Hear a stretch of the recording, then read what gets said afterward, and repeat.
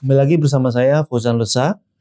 Kita melakukan interview dengan Bapak Duta Besar Afrika Selatan, Mr. Lekgoro, untuk membahas beberapa hal seperti ekonomi dan perdagangan, investasi, pendidikan, dan juga tema yang sedang hype saat ini tentang bridge geopolitik dan bagaimana posisi Afrika Selatan di tengah benua Afrika yang saat ini menghadapi berbagai persoalan. Saksikan terus di Strategi Channel.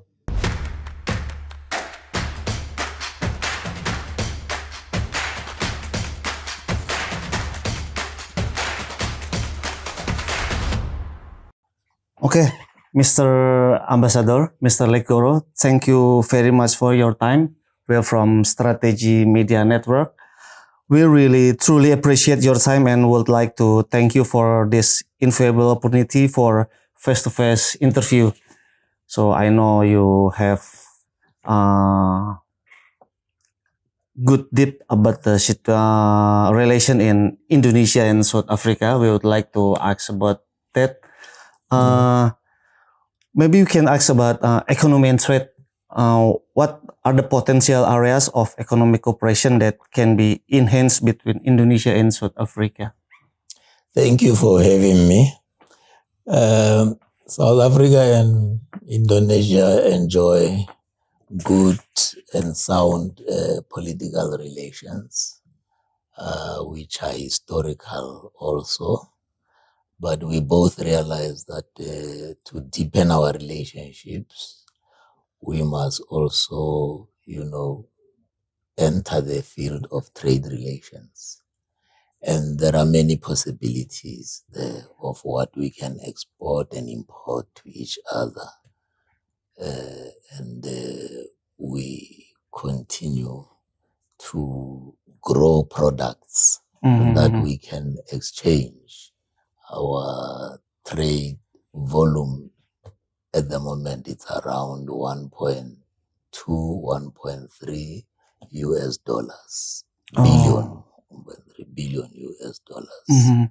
So we continue to look at ways of improving our trade relations.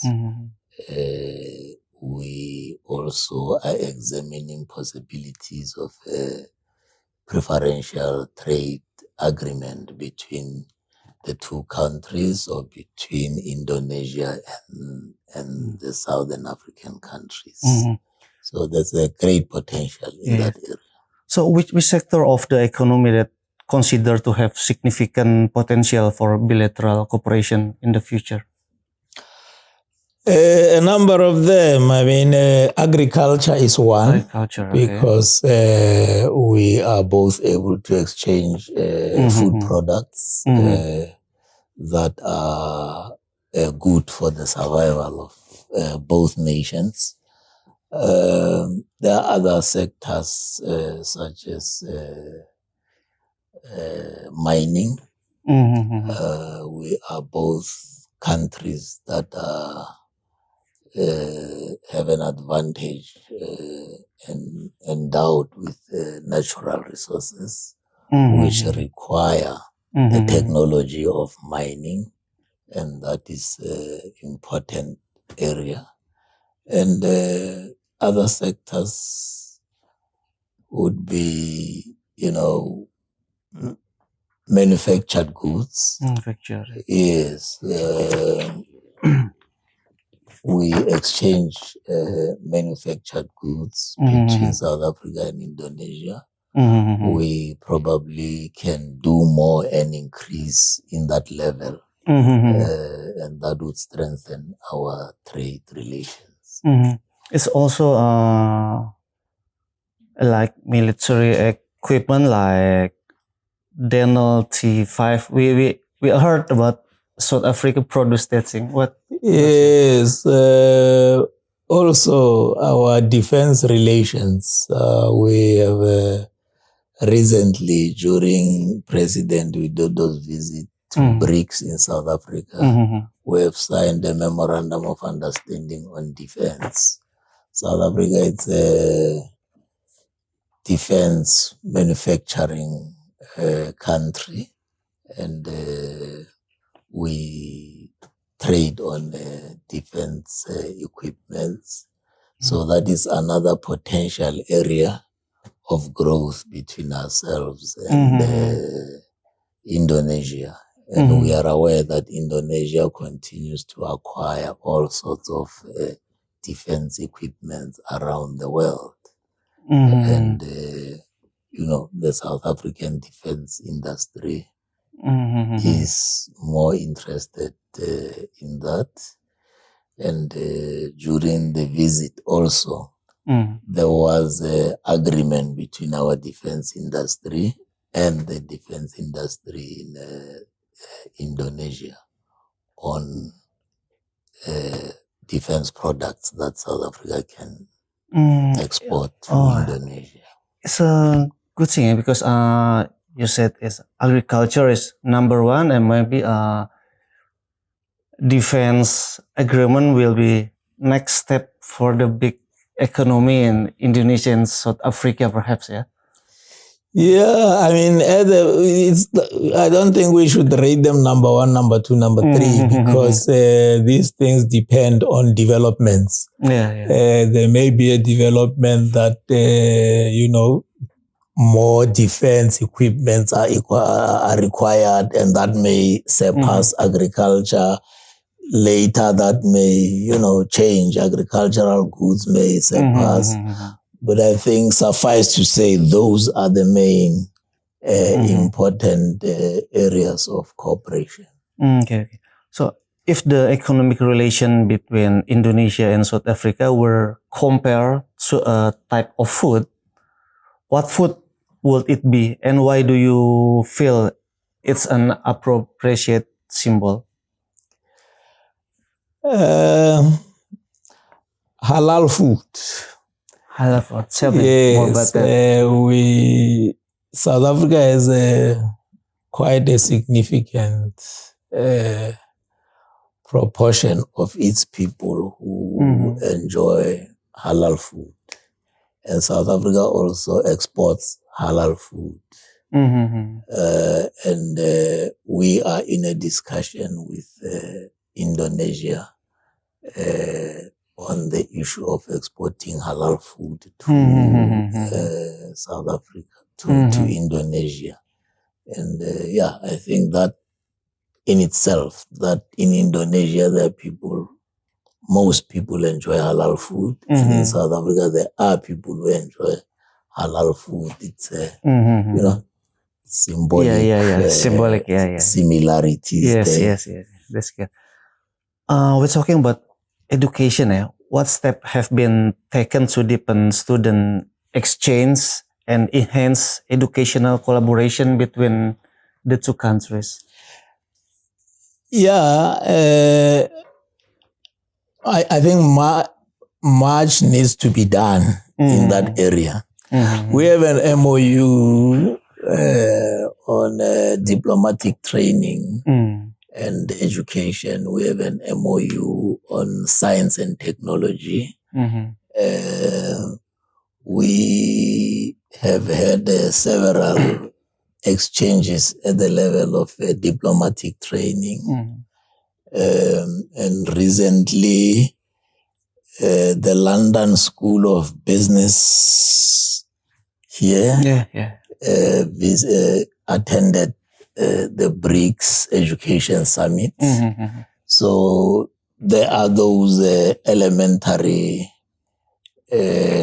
relations, but I think we need to grow them significantly.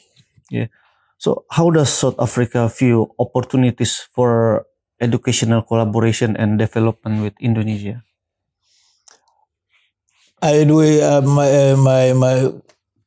My view, and that would be our take, is that we need each other in the area of education and development, being countries of the South, lagging behind those advanced countries. We need each other in terms of education to support each other, have, exchanges, and build on our memorandum of understanding Yeah. Yeah. Okay.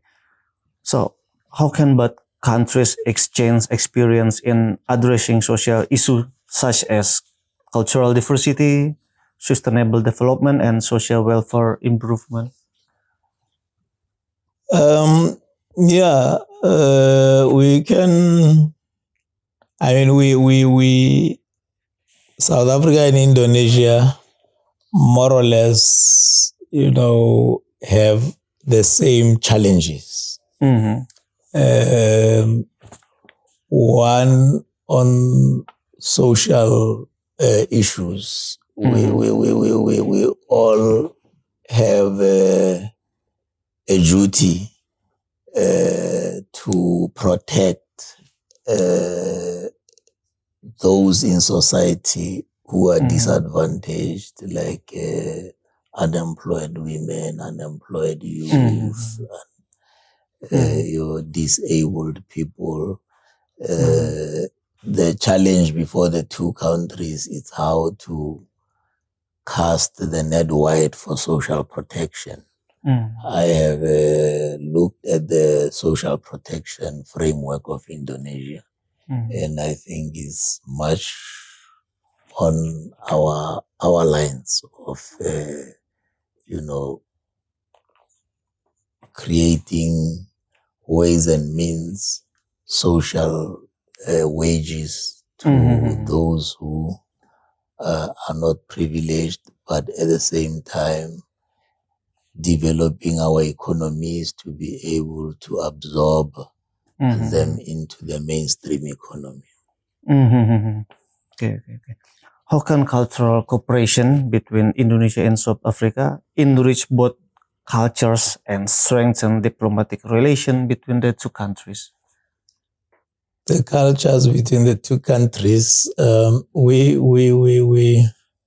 have a beautiful story that symbolizes, the connection between South Africa and Indonesia, which dates back centuries when Sheikh Yusuf, who is an Indonesian, was banished to South Africa by the Dutch government. At that time, we were under the same Dutch colony. And he was a great man who was able to,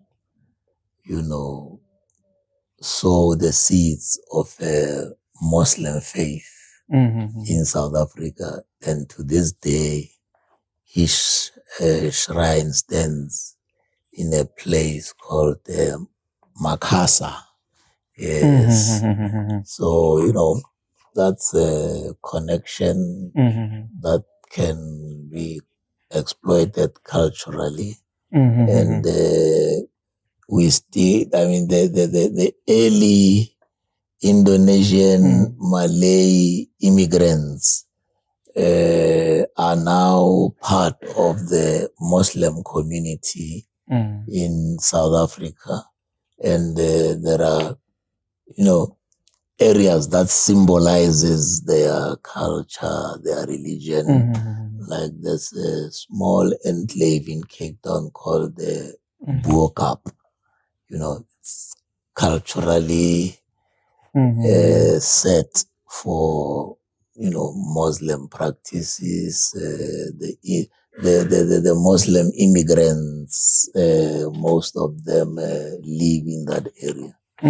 So that cultural connection is what requires is tourism between the two countries to enable people-to-people contact. South Africans and Malaysians must come to know each other. So tourism, would be the answer to cementing and growing. Yes. So I see that picture. First, I think, who is that? So I think, what do you think about that man in that picture? Mandela.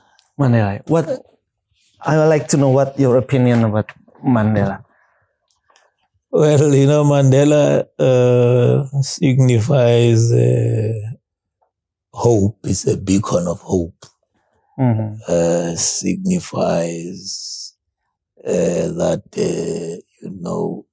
good overcomes evil. And that is, how we view him in South Africa. He is really a special man of a special kind who led a people's resistance and suffered heavily because of that, but finally emerged as a victor and led people to peace. Is he still like a figure for most young generation in South Africa? Yes, and I think he will continue to be that for many years to come. The Mandela's image will remain in the memory of generations to come. If there's anyone that any South Africans will immediately know if you mention a name, that is Nelson Mandela, even children. Yes, and we continue to tell his stories in the country, both at school and in communities. Yes. So after apartheid era is over, so South Africa make a reconciliation, forgiving and else. How do you do that? I mean, it takes the big heart, because after apartheid, so many problem and else. And so in reconciliation forum, you talk and to forgive, how it works and how it affect South Africa youth currently. Well, it works this way. You either agree to solve the problem and come out with a solution and, use the solution for the good and the future, or you remain in conflict forever and all perish in that conflict. So it was part of the wisdom of leaders like Mandela, who realized that whatever we have gone through, terrible as it is, the South African people have now pushed the oppressor to a point where the oppressor knows that they can no longer govern the way they wanted to govern. And,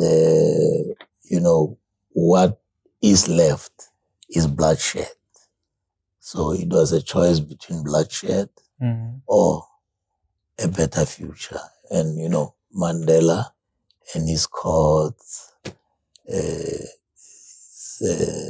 comrades were able to navigate that space. And on the other side, the enemy realized that it is time to surrender and make peace. It is the belief that South Africa carries from that day to date that,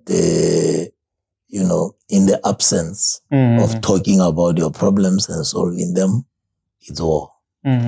So you choose between the two. Yes. So nowadays in South Africa, all that pain is erased, so people have to new start after that. What do you think? It's still some people saying, it's some like before apartheid era, on people mostly in young generation already forget that the apartheid. Yeah, naturally, as new generations come who have not experienced that, they cannot remember what they have not experienced. We can only, through literature, and oral, stories, hand this down to generations for them to know. I think the important thing is to know that there were dark days before, and we must conduct ourselves in such a way that those dark days do not return. At this time, there are generations that have lived the experience. I'm part of that generation, but we made a choice to end that conflict and, live together. The social scene has really changed. I mean, apartheid is no more legal. It is illegal. People in law, they live equally, same places, attend same schools.